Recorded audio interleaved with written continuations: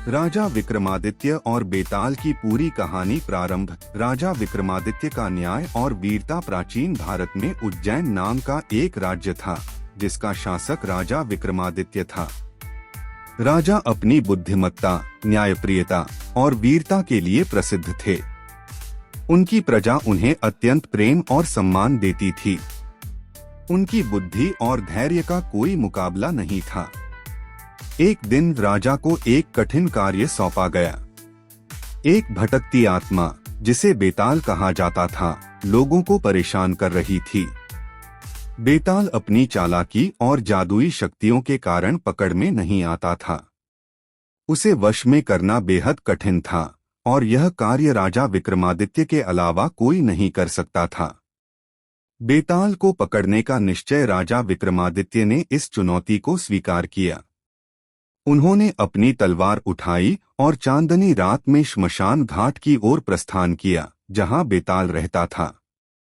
राजा जानते थे कि यह कार्य आसान नहीं होगा, लेकिन उनकी हिम्मत और इरादे अटल थे।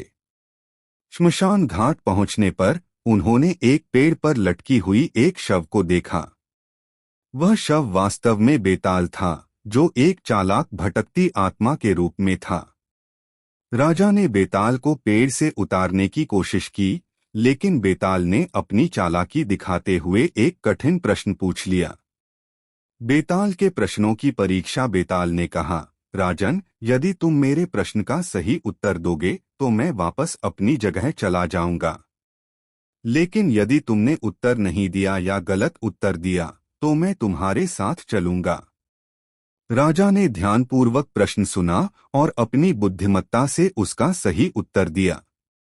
बेताल राजा की बुद्धिमत्ता से प्रभावित हुआ, लेकिन उसने अपनी चालाकी छोड़ने से इनकार कर दिया। जब भी राजा बेताल को अपने कंधे पर उठाते, वह वापस पेड़ पर लौट जाता और एक नया प्रश्न पूछता। यह प्रक्रिया कई बार दोहराई गई। हर प्रश्न एक कहानी के रूप में पूछा जाता था और राजा को बहुत ध्यान से उत्तर देना पड़ता था। यदि राजा उत्तर नहीं देते तो उनकी बुद्धि पर सवाल उठता, और यदि उत्तर देते तो बेताल वापस भाग जाता। दोस्ती की शुरुआत। राजा की धैर्य और बुद्धिमत्ता से प्रभावित होकर बेताल ने अंततः उनसे कहा, राजन, तुम न केवल बहादुर हो बल्कि अत्यंत बुद्धिमान भी हो। मैं तुमसे मित्रता करना चाहता हूँ। राजा ने बेताल की मित्रता स्वीकार कर ली।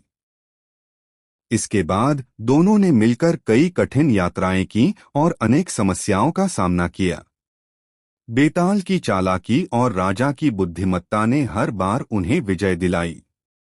सच्ची मित्रता का सबक। इस दोस्ती ने यह साबित किया कि सच्ची मित्रता कठिन समय में साथ निभाने का नाम है।